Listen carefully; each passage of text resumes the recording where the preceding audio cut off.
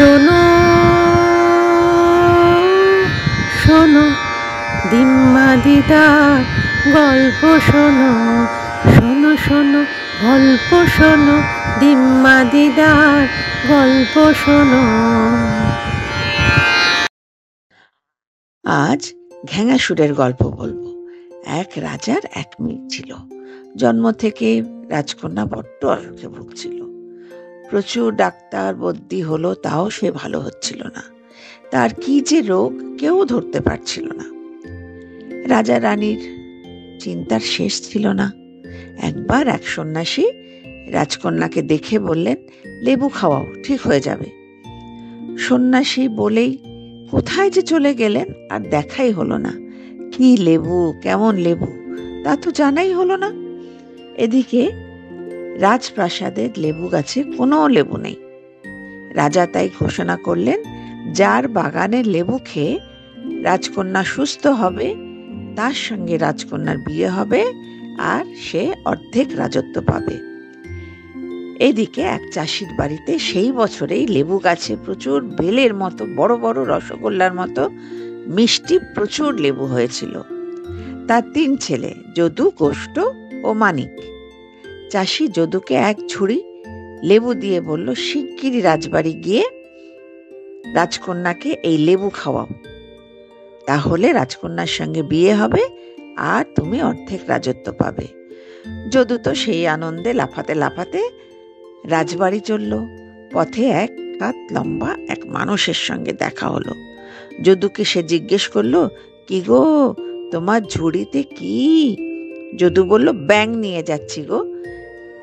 1 হাত লম্বা মানুষ বলল, তাই হোক। রাজবাড়ি পৌঁছতেই দারোয়ান আদর করে রাজার কাছে যদুকে নিয়ে গেল। রাজা মশাইও খুব খুশি, এবার তার মেয়ে ভালো হয়ে যাবে। ঝুড়ির ঢাকনা খুলতেই কোথায় লেবু! কয়েকটা ব্যাঙ লাফালাফি শুরু করে দিল। এক ঝুড়ি ব্যাঙ, সে তো চারিদিকে লাফিয়ে এর গায়ে উঠছে, ওর গায়ে উঠছে, রাজামশাইয়ের গায়ে উঠেও নোংরা করে দিয়েছে। বেচারা যদুর আর রাজকন্যা বা রাজত্ব কিছুই পাওয়া হলো না, উল্টে বেশ কিছু কিলচর জুটল। পরদিন চাষি এক ঝুড়ি লেবু দিয়ে গোষ্ঠকে রাজবাড়ি পাঠালো। পথে সেই 1 হাত লম্বা মানুষের সঙ্গে দেখা। সে জিজ্ঞেস করলো, কি আছে এই ঝুড়িতে, কি নিয়ে যাচ্ছ? গোষ্ঠ বলল, আমের আটি নিয়ে যাচ্ছি। ব্যাস। ছোট্ট মানুষটা বলল, বেশ বেশ, তাই হোক। রাজবাড়ি গিয়ে গোষ্ঠরও সেই কিলচরই জুটল। চাষির ছোট ছেলে মানিক খুব বোকা ছিল, কাজে চাষি আর তাকে বলল না যেতে। এদিকে মানিক নিজেই সেজে গুজে এক ঝুড়ি লেবু নিয়ে রাজবাড়ি চলল। আবার সেই ছোট্ট মানুষটার সঙ্গে দেখা হলো। বলল, কি গো, তুমি ঝুড়িতে কি নিয়ে যাচ্ছ? তখন মানিক তাকে সব বলল। তার ঝুড়িতে লেবু আছে, এই লেবু খেয়ে রাজকন্যা সুস্থ হবে, তারপরে সে রাজকন্যাকে বিয়ে করবে, তারপরে সেই অর্ধেক রাজত্ব পাবে। অনেক গল্প করে সেই 1 হাত মানুষকে একটা লেবু দিয়ে বলল, তুমি এটা খাও। 1 হাত মানুষও খুশি হয়ে বলল, বেশ বেশ, তাই হোক। মানিককে তো রাজবাড়ির দারোয়ান ঢুকতেই দিচ্ছে না।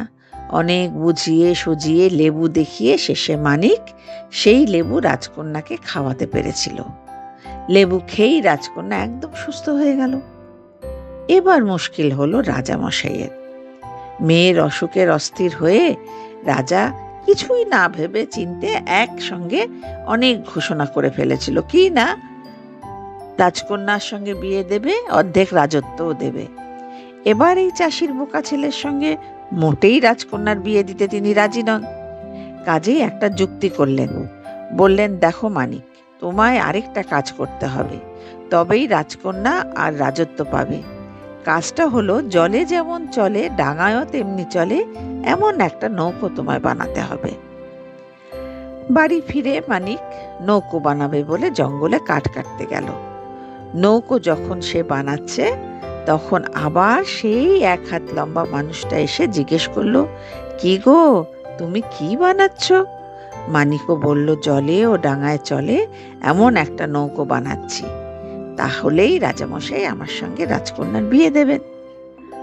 ছোট্ট মানুষটাও হাসতে হাসতে বলল, বেশ বেশ, তাই হোক। অমনি সেই নৌকো ডাঙায় চলতে শুরু করলো। এই নৌকোকে যেখানে চলতে বলে সেখানে চলছে, যেখানে থামতে বলছে সেখানেই থেমে যাচ্ছে। মানিক সেই অদ্ভুত নৌকো নিয়ে রাজসভায় এসে উপস্থিত। সভাসদরা এরকম নৌকো তো কোনোদিন দেখেনি। তারা অবাক হয়ে দেখছে। সবাই ভাবলো এবার নিশ্চয়ই রাজকন্যার সঙ্গে মানিকের বিয়ে হবে। ওহো, তা কিন্তু হলো না। রাজামশাইয়ের মাথায় আরেক বুদ্ধি এলো। বললেন, এক গাছা ঘেঙাসুরের পালক হলে মুকুটে শোভা পায়, তাই সেই পালক মানিককে আনতে হবে। বহু দূরে ঘেঙাসুরের বাড়ি। খানিকটা পাখি, খানিকটা জন্তু, বিদঘুটে ঘেঙাসুরের চেহারা। তার বাড়ি বহু নদ নদী পেরিয়ে, বন জঙ্গল পেরিয়ে পাক্কা 1 মাসের পথ। সোনার পুরীতে সে থাকে। মানুষ দেখলে রসগোল্লার মতো টুপ করে ধরে মুখে পুরে দেয়। প্রচণ্ড ধনী, কিন্তু খুব জ্ঞানী লোক সে। পৃথিবীর কিছু তার অজানা নেই। তাই ঘেঙাসুরের বাড়ির উদ্দেশ্যে মানিক রওনা দিল। রাস্তায় অনেকেই মানিককে রাত্রে তাদের বাড়িতে থাকতে দিল।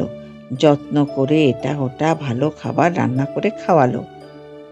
কেউ বলে তার মেয়ের অসুখ, আবার কেউ বলে তার সিন্দুকের চাবি কোথায়। এই সবের প্রশ্ন ঘেঙাসুরের কাছে আছে, তাই মানিককে সেটা জেনে আসতে হবে। কারণ ঘেঙাসুরের কাছে কোনো কিছু অজানা নেই। মানিক সবাইকে কথা দেয় যে ফেরার পথে তাদের সব উত্তর সে জানিয়ে যাবে। এইভাবে প্রায় 1 মাস চলার পরে অবশেষে মানিক সেই নদীর ধারে এসে পৌঁছালো যেখান দিয়ে ঘেঙাসুরের সোনার বাড়ি দেখা যাচ্ছে। এক বুড়ো সেখানে সবাইকে কাঁধে করে নদী পারাপার করে দেয়। সেও মানিককে বলল, ভাই ঘেঙাসুরকে একটু জিজ্ঞেস করবে আমি কিভাবে এই কাজ থেকে মুক্তি পাব। সেই ছোট্টবেলা থেকে নদী পারাপার করারই তার কাজ। এখন অনেক বয়স হয়েছে, তার বড্ড কষ্ট হচ্ছে। এই কাজ থেকে কবে সে ছুটি পাবে সেটাই মানিককে জেনে আসতে হবে। মানিকও বলল, ঠিক আছে, কোনো অসুবিধা নেই, আমি সব জেনে যাবার সময় তোমায় জানিয়ে যাব। সোনার বাড়িতে যখন মানিক এসে পৌঁছালো তখন ঘেঙাসুর সেখানে ছিল না, ছিল তার স্ত্রী ঘেঙি। মানিককে দেখে ঘেঙি বলল, তুই কে বাছা, শিগগিরই এখান থেকে পালা, ঘেঙা এলো বলে। মানিক বলে, কি করে পালাবো, আমি যে ঘেঙাসুরের 1 গোছা পালক নিতে এসেছি, নইলে যে মহারাজ রাজকন্যার সঙ্গে আমার বিয়ে দেবে না। আসার পথে অনেকে অনেক রকম প্রশ্ন জিজ্ঞেস করে যেতে বলেছে, আমাকে তো সেই উত্তর জানতে হবে। ঘেঙি বলে, প্রাণ নিয়ে কোথায় পালাবে তা না, আবার তার পালক চাই, আবার 100টা প্রশ্নের উত্তর চাই। ভালো মানুষ মানিককে দেখে ঘেঙির খুব মায়া হলো। বলল, যা ওই খাটের তলায় গিয়ে লুকিয়ে থাক। সন্ধেবেলায় ঘেঙাসুর বাড়ি আসলে ঘেঙি তাকে খুব যত্ন করে খেতে দিল। ঘেঙাসুরের জন্য ভালো ভালো রান্না করলো। ঘেঙাসুর তো খুব খুশি। পালঙ্কে শুয়ে ঘেঙা বলল, গিন্নি, আজ খুব ক্লান্ত আমি, একটু পা টিপে দেবে? ঘেঙিও তাড়াতাড়ি বলল, হ্যাঁ হ্যাঁ, কেন পারবো না, নিশ্চয়ই তোমার পা টিপে দেব। ঘেঙাসুর বলল, হ্যাঁ রে, মানুষের গন্ধ পাচ্ছি কেন? ঘেঙি বলল, আর বলো না, একটা লোক এসেছিল, তোমার নাম শুনেই পালিয়েছে। তার আবার অনেক প্রশ্ন, কার যেন সিন্দুকের চাবি হারিয়ে গেছে। আরে সে তো ওর নাতি সোফার গদির ফুটোতে ঢুকিয়ে দিয়েছে। আবার ঘেঙি বলে উঠলো, আর বলো না, কার মেয়ের অসুখ নাকি সারছে না। ঘেঙা বলে উঠলো, ওহো, ওর একটা চুল পুকুরের কোলা ব্যাঙের বাসায় নিয়ে গেছে, সেখান থেকে আনলেই অসুখ সেরে যাবে। ঘেঙি বলল, ও তাই বলো, আচ্ছা ওই নদী পারাপার করে যে বুড়োটা, তার কবে ছুটি হবে? তার তো অনেক বয়স হয়ে গেছে। ঘ্যাঙা বলে বসলো, আরে সে একটা মস্ত বোকা লোক, কাউকে নদীর মাঝখানে নামিয়ে দিলেই হলো, তাহলে এসে তার ছুটি। মানিকও এই ফাঁকে এক গোছা পালক তার কোচরে ভরে রাখলো। ভোরে ঘ্যাঙাসুর বাইরে বেরিয়ে গেলে ঘেঙির হাতের ভালো ভালো জল খাবার খেয়ে মানিকও বেরিয়ে পড়ল। নদী পারাপারের সময় বুড়ো জিজ্ঞেস করলো, আমার কথা জিজ্ঞেস করেছিলে বাবা? সবাই মানিককে বোকা ভাবলে কি হবে? নদী পার হয়েই বুড়োকে উত্তরটা শোনালো। বুড়ো খুব খুশি, মানিককে বলল, ভাই তুমি এত উপকার করলে আমায়, আমার খুব ইচ্ছে করছে তোমাকে আরেকবার নদী পারাপার করিয়ে দিই। মানিক হেসে বলল, দাদু আমার এখন অনেক কাজ, রাজকন্যাকে বিয়ে করতে হবে যে। ফেরার পথে মানিক সবাইকে তাদের প্রশ্নের উত্তর জানিয়ে দিল। ঘ্যাঙাসুরের কাছ থেকে আনা উত্তর পেয়ে যারা উপকৃত হয়েছিল তারা মানিককে বাক্স ভরে ভরে মোহর গয়না প্রচুর দিয়েছিল। কাজেই মানিকও বেশ বড়লোক হয়ে গেল। এদিকে রাজ্যে ফিরে রাজামশাইকেও এক গোছা পালক দিয়ে বলল, এবার আমার বিয়ে দিন। দেশের সবাই খুব খুশিও হলো মানিককে দেখে। সবাই রাজামশাইকে বলল, আপনি খুব অন্যায় করেছেন, ঘোষণা করার সময় আপনাকে ভাবতে হতো, এখন মানিকের সঙ্গে রাজকন্যার বিয়ে দিতে হবে। রাজামশাই আর কি করেন, মানিকের সঙ্গে রাজকন্যার জাঁকজমক করে বিয়ে হলো। মানিক অর্ধেক রাজত্বও পেল। এদিকে রাজামশাইয়ের কি হলো জানো? মানিকের এত সম্পত্তি দেখে এমন হিংসে হলো যে তিনিও ঘ্যাঙাসুরের বাড়ির উদ্দেশ্যে রওনা দিলেন। কিন্তু ঘ্যাঙাসুরের বাড়ি আর তার পৌঁছানো হলো না, কারণ নদী পারাপারের সময় বুড়োটা ঘ্যাঙাসুরের কথা মতো রাজামশাইকে মাঝ নদীতে নামিয়েই বাড়ি চলে গেল।